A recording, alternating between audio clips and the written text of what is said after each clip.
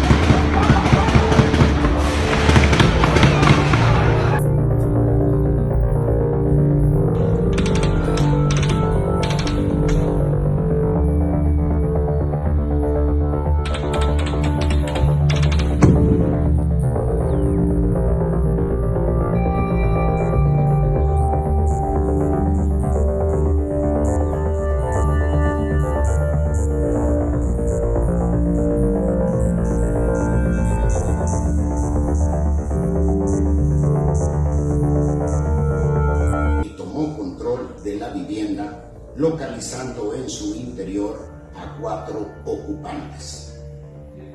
Durante dicha acción se identificó a uno de ellos como Ovidio Guzmán López. Y se decidió proteger la vida de las personas. Y yo estuve de acuerdo con eso. Lo único que te puedo decir con exactitud es que gracias a Dios ya apareció Ovidio. Entonces estamos hablando de una organización criminal que hoy en día es un Estado dentro del Estado. Hoy tenemos que la organización Sinaloa, que yo te la vengo describiendo a ti desde el año 2006 al aire, se ha transformado en la organización criminal más poderosa del hemisferio, con o sin el Chapo Guzmán. Tú recordarás que te dije que el Chapo Guzmán era un gerente operativo, te lo dije hace mucho tiempo. Esta organización está formada por políticos, está formada por empresarios, está formado por sindicalistas y está formado por pantallas de sociedad civil.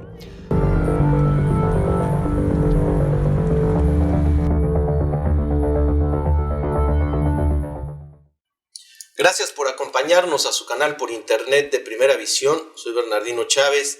Les damos la bienvenida desde Culiacán, Sinaloa, acá en el noroeste del país.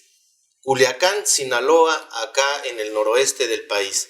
Bueno, pues como es sabido de todos aquí en México, a nivel mundial, el jueves 17 se suscitó un hecho pues totalmente fuera de lo que ha sido la vida acá en Sinaloa y bueno, también en México.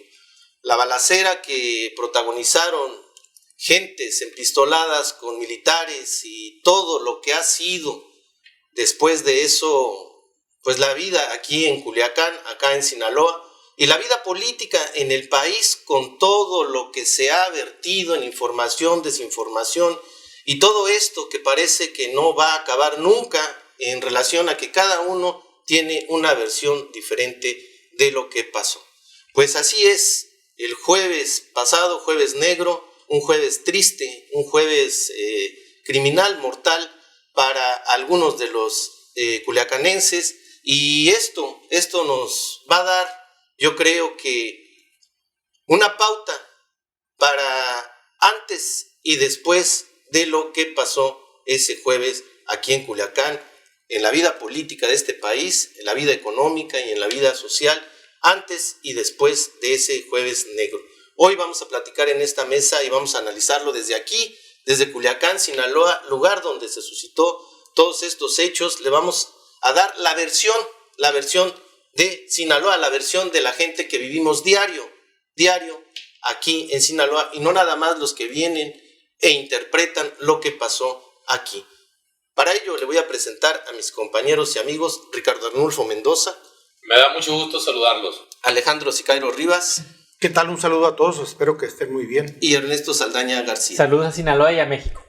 Pues bien, usted vio las imágenes que pudimos pasar aquí en el intro al entrar en lo que es esta mesa de análisis, y pues es muy claro todo lo que se ve. Es muy importante que veamos las cosas como sucedieron, y creo que la opinión del doctor Edgardo Buscaglia. Él es investigador de la Universidad de Columbia, allá en Estados Unidos.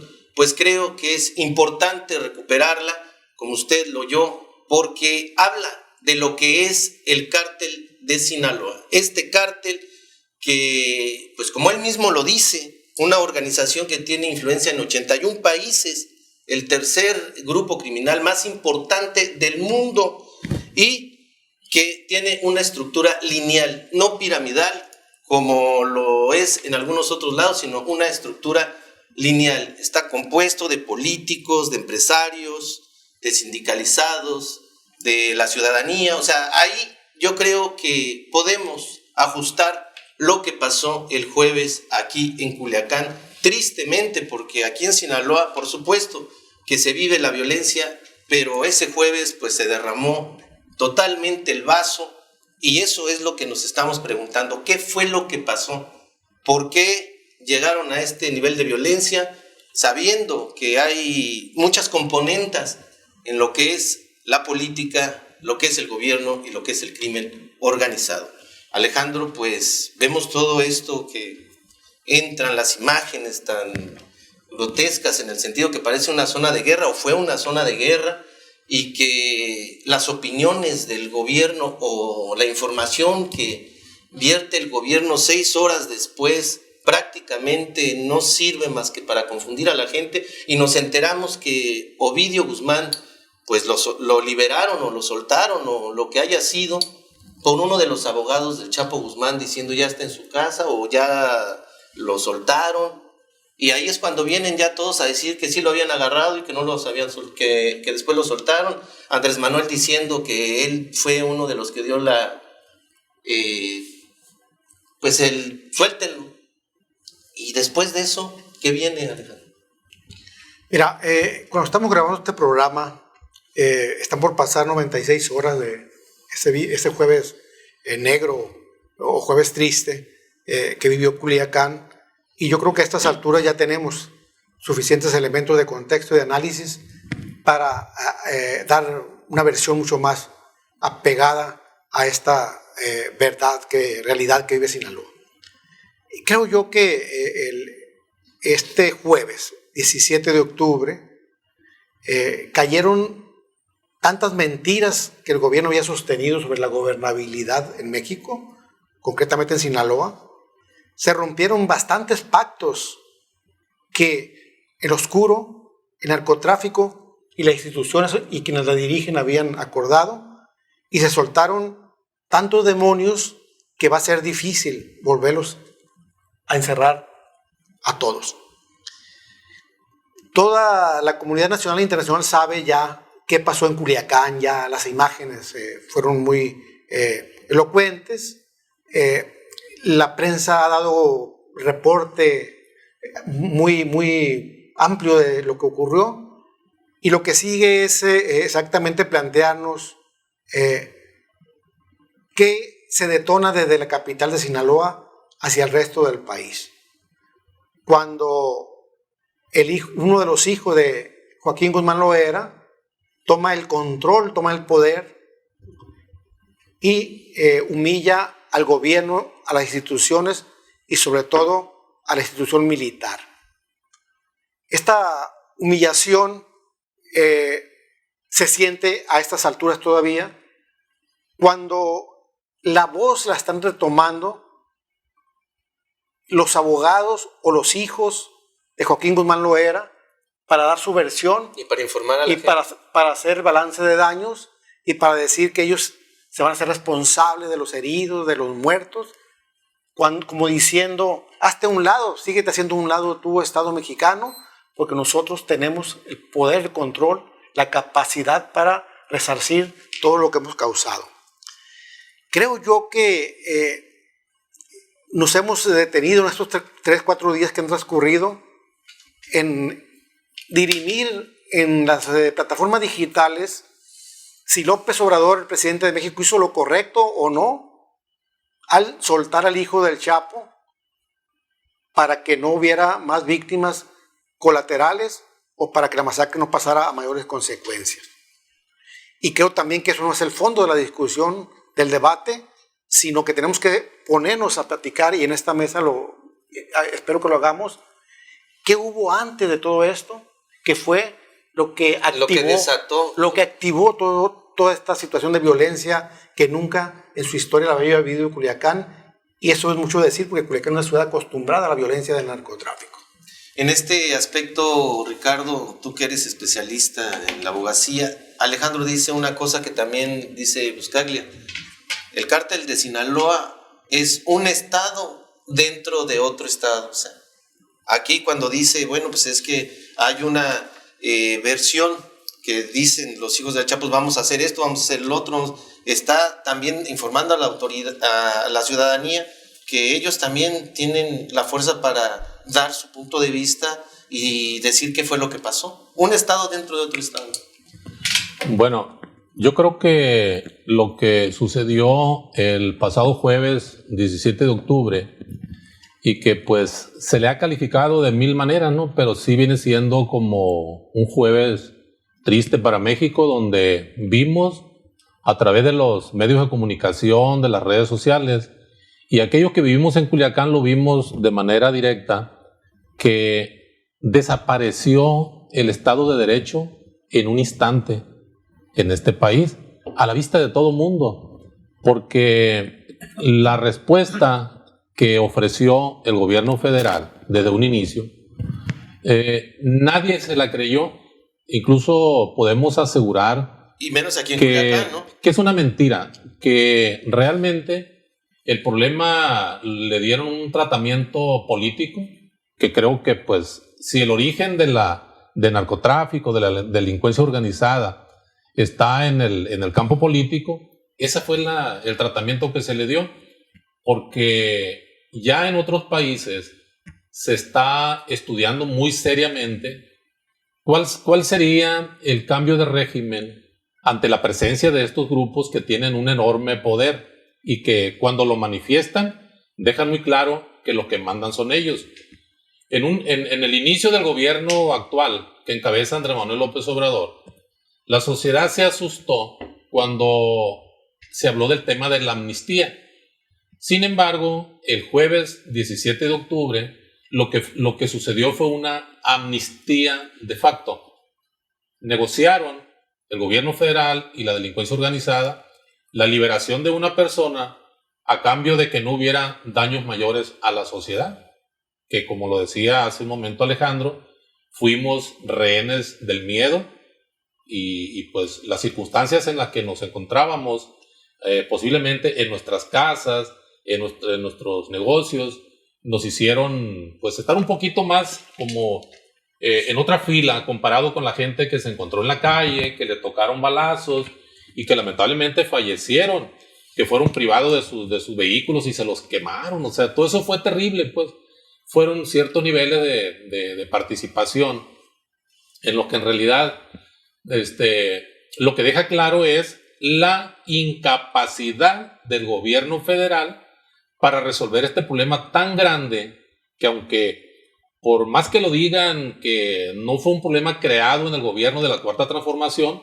esa era una responsabilidad, hacerse cargo de resolver ese problema. Porque si nos vamos al campo de lo legal, no operó ninguna institución estrictamente legal en este tema del jueves 17 de octubre, ¿no? Porque Secretaría de la Defensa Nacional, Secretaría de Marina, Secretaría de Seguridad no son autoridades competentes para operar una extradición internacional. Curiosamente, las autoridades competentes para operar una extradición, en este caso, viene siendo la Secretaría de Relaciones Exteriores, viene siendo la PGR o Fiscalía General de la República y un juez federal, donde vimos la participación de las autoridades verdaderamente competentes para atender esa detención con fines de extradición. Yo pienso que la verdad nunca la vamos a saber. Lo que sucedió jueves 17 de octubre se va a mantener como un secreto de Estado. No vamos a saber la verdad. Yo como abogado me la imagino porque conozco cómo debe de operar el sistema jurídico nacional e internacional, y también llama mucho la atención el silencio de los Estados Unidos, que es el principal abastecedor de los dólares, de las armas, de las municiones que lograron el rendimiento del gobierno mexicano ante la delincuencia organizada, ¿no? Y como dice bien Ricardo, nunca vamos a saber qué fue lo que realmente pasó, pero nos imaginamos, ¿no? Y sobre todo la gente que vivimos en Culiacán, en Sinaloa, que algo se rompió, que hubo una negociación, la hubo, pero antes de esa negociación algo se rompió, porque como bien lo dice Buscaglia, el aparato, el andamiaje que tiene el cártel de Sinaloa está fincado en la política y en los servidores públicos. Bueno, eso lo hemos platicado, yo creo que a través de estos años, cuando tú iniciaste el programa con Alejandro, hace 4 años, yo creo que el 60-70% de los temas que se han visto aquí ha sido de inseguridad, y esa inseguridad va muy relacionada con el narcotráfico. Este problema del narcotráfico no solamente es un problema de enfrentamientos ni de muertos, es un problema social que tiene múltiples aristas. Y quizás ya está cultural, porque ya son décadas y décadas con esto. Social, cultural, donde incluso hay santo de los narcos, donde ha habido aquí en esta ciudad narcomarchas. A lo mejor mucha gente que nos ha visto a través de los años hubiera pensado que exagerábamos en esta mesa, de que, y tú lo has dicho muy atinadamente, unos son los dueños del poder y otros los que administran el poder. Y aquí en Sinaloa quedó demostrado que tenemos políticos que administran el poder, pero ellos no son los dueños. Están ahí porque lo permiten los verdaderos dueños del poder. Y finalmente, incluso lo comentamos en las balaceras del 31 de diciembre, ¿cuál es la capacidad de fuego de este ejército? Que por cierto tiene una coordinación y una logística tremendas. Y entonces por ahí había un número que manejaba la DEA, que en Sinaloa había un 3% de personas directamente relacionadas con el narcotráfico. Si estamos hablando que estamos en un estado de un poquito más de 3 millones de habitantes, de los cuales vamos a poner Culiacán 1 millón. 1 millón, si estamos hablando de más de 50,000 personas que pudieran estar directa o indirectamente relacionados con el narcotráfico, lo cual son 3 o 4 divisiones del ejército, y aquí en este operativo pues había unos cuantas decenas de personas. Entonces finalmente estamos ante una realidad que se fue incubando a través de los años, que fue creciendo, una avalancha contenida, digamos, con pincitas y con redes muy ligeras, y luego finalmente la avalancha cayó, o como quien dice, el alien que traíamos adentro salió y con todos los dientes, y no estaba preparado el gobierno para esto, hay que reconocerlo. La decisión del presidente de salvar las vidas sí tiene su fundamento en el Código Penal Federal, artículo 316, pero lo que nosotros tratamos de buscar aquí no es explicar exactamente dónde ocurrieron las balaceras, si lo atraparon, si no lo atraparon, sino tratar de entender este fenómeno, esta cultura o subcultura en la que vivimos. ¿O por qué llegamos a esto? ¿O por qué llegamos a esto? ¿Por qué estamos hablando de esto? Y nosotros aquí lo manejamos desde, Bernardino, desde que fueron los foros allá que hizo este señor Durazo el año pasado, que veíamos que las estrategias no eran las correctas y que no estaban dimensionando lo que verdaderamente estaba ocurriendo en este país. Desgraciadamente, la boca se nos hizo chicharrón, teníamos razón, y ahora lo que tenemos que ver hacia adelante es cómo podemos calmar a la bestia que anda en las calles, porque el miedo todavía existe de que esto pueda volver a ocurrir, a lo mejor no la semana que entra ni el año que entra, pero en 4 o 5 años,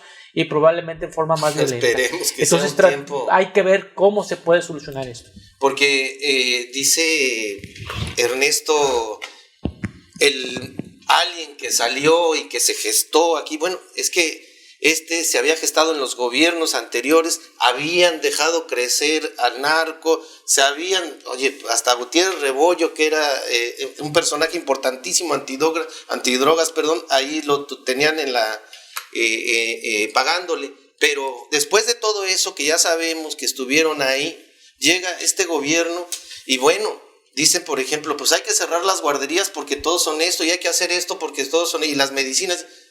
Y como que la gente había dicho, pues no importa que sean improvisados y esto. Pero llega este jueves, empieza esta guerra y se ve totalmente improvisado el gobierno a ejercer la autoridad, a responderle a la ciudadanía. Y aquí es donde dice la gente, bueno, ¿realmente no importa que no tengan idea de lo que están haciendo? Mira, es que no sabemos si nunca nos van a dar la historia completa, pero nosotros sí sabemos parte de esa historia. Gran parte de la Guardia Nacional, cerca de 6,000 elementos que habían llegado a Sinaloa, contando la policía militar que se destacamentó en la base militar del Saus y los que llegaron ya después como Guardia Nacional, deberíamos de tener unos 6,000 elementos militares aquí en Sinaloa. Hace 2 o 3 meses fueron sacados todos de Sinaloa y se fueron a las regiones más conflictivas, Guerrero, Michoacán, Jalisco, y a Sinaloa lo dejaron desprotegido de Guardia Nacional. Otro, ¿quién ordenó el operativo contra Ovidio Guzmán? ¿Y por qué se lo ordenan a un grupo de 30 militares, siendo que hay una fuerza élite que la maneja la Marina, que se dedica a hacer ese tipo de operativos de detenciones de manera muy quirúrgica posible, donde ni siquiera se dan cuenta los pistoleros de los capos? Cuando ya se dan cuenta ya están en un avión rumbo a la Ciudad de México. Sí. Ahora, ¿a quién se le consultó para hacer esto? ¿Y quién dio la orden? Sí, dice, pero yo asumo la orden de que lo dejaran libre, pero la orden de capturarlo. Y otra, ¿qué acuerdos tenían con los hijos del Chapo, este gobierno federal? Que estos se encorajinaron a tal nivel que ni siquiera hicieron esto cuando detuvieron al padre. Una vez en Los Mochis y otra vez en Mazatlán. O sea, no actuaron así para defender al padre. Esa es la interrogante. ¿Por qué ahora sí para defender a Ovidio? Entonces yo el día, mientras aquí el general Crescencio Sandoval, secretario de Defensa Nacional, daba la conferencia de prensa con un rostro desencajado, enojado, encabronado, el general estaba en ese momento, y trastabillando me daba un paseo por la zona afectada y era un Culiacán después de un día de guerra. Seguía la huella intacta de lo que pasó el día anterior. Y me fui por algunas colonias y había grupos de gentes con sus camionetas de lujo, sus hieleras y sus corridos que ya habían salido uno o 2 corridos festejando, haciendo apología de lo que ocurrió en Culiacán. Estaban celebrando en las calles. Y en uno de esos hechos pasa una patrulla militar y le gritan: ¡Hey, cabrones! Hubieran venido ayer, ¿ya para qué? O sea, es la humillación total del ejército. Y siento yo que el ejército es chivo expiatorio. Estos pobres militares que estaban en Culiacán en esos momentos fueron chivos expiatorios y fueron víctimas de esta circunstancia. Pero el gobierno no lo va a decir y no lo va a reconocer. Porque ahorita de lo que se trata es de administrar la afrenta, administrar la humillación para que las instituciones queden lo más a salvo posible. Entonces, tenemos una historia que no conocemos, tenemos un gobierno que no nos va a informar nunca, entonces, a sacar conjeturas con base a nuestra propia realidad como culiacanenses y como sinaloenses. Porque esa es lo más importante, ¿no, Ricardo? La versión de Sinaloa contada por sinaloenses o gente que vivimos aquí en Sinaloa, porque vemos mucha gente que ha venido a tomar la nota y todo esto, y habla de muchas cosas, pero no de lo que realmente ha sido el narcotráfico en este país y todo lo que ha generado el narcotráfico. Ríos, caudales de dinero, pero también caudales de sobornos y complicidades con los gobiernos, y eso lo sabemos. Sí, aquí lo que me parece a mí que es muy interesante es, después de haber vivido y entendido cada quien a su manera esta experiencia, es preguntarnos qué sigue. ¿Qué sigue en México? ¿Cuánto tiempo va a tardar en recuperar esa imagen el ejército que en un instante cambió de Sedena a Sevena, ¿no? Que viene siendo la Secretaría de la Vergüenza Nacional? Mirábamos al secretario de la Defensa, como decían ahorita compañero Alejandro, desencajado, enojado, avergonzado, muy diferente a otras participaciones que ha tenido junto al mismo presidente de la República en el caso de las mañaneras. Y no hablemos del rostro de Cienfuegos. No, estaba... Era un militar de que era diferente. Era diferente.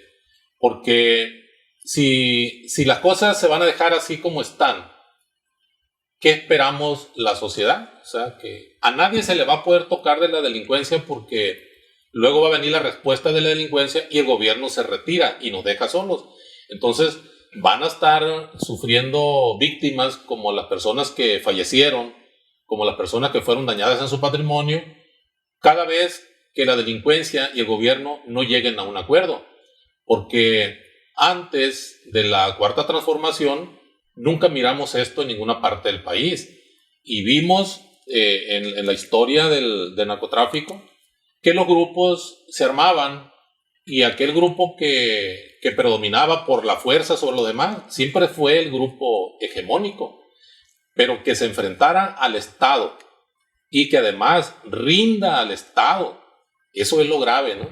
Que nos preguntemos qué va a suceder de aquí en adelante con el tema del narcotráfico, porque yo estoy seguro que aunque decíamos que esto va a ser un secreto eterno, un secreto de Estado, pero que sí estoy seguro que al interior de esas instituciones federales se están movilizando internamente porque van a tener que estudiar qué fue lo que pasó, qué fue la causa por la cual se llegó a vivir esta vergüenza nacional por parte del gobierno federal, porque yo no creo que un gobierno en estas circunstancias, gobernando de esa manera, pueda durar mucho.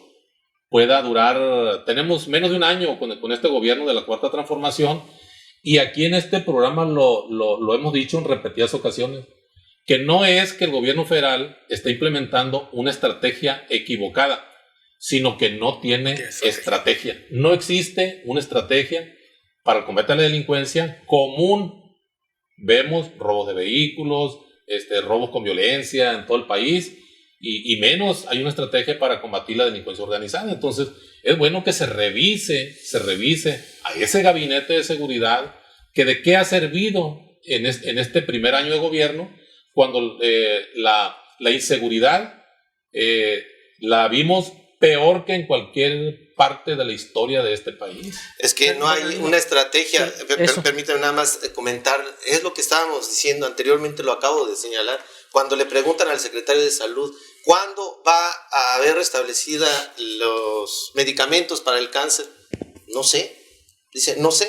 Entonces vemos un gobierno que no tiene ninguna forma inteligente, digamos, de operar, o no tienen todavía a ciencia cierta cómo le van a hacer, pero cuando llegan a seguridad es cuando nos damos cuenta en este aspecto que se rebasó totalmente. Quiero ahondar un poquito más de lo que dijo Arnulfo, porque ya ha habido varios, digamos, casos parecidos en el 2025 de agosto del 2012, cuando soltaron al Mencho en Guadalajara, que hubo bloqueos y que hubo camiones incendiados.